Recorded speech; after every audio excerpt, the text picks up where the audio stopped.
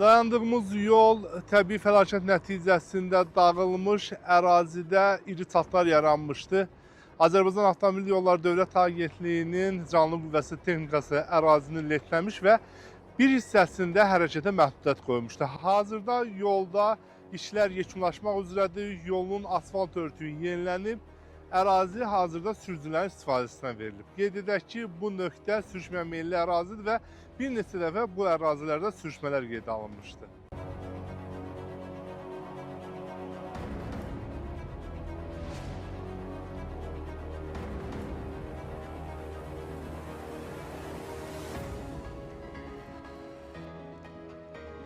Yağan güclü yağışlar nəticəsində Şamaxı, Cabanı, Əngəxaran yolunun 11-ci kilometrliyində torpaq sürüşməsi baş vermişdir.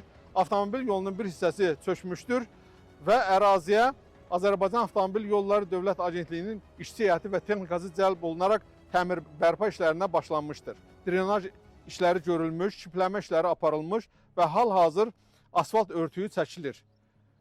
Tez bir zamanda avtomobil yolunda sürücülərin hərəkəti tam bərpa olunacaqdır.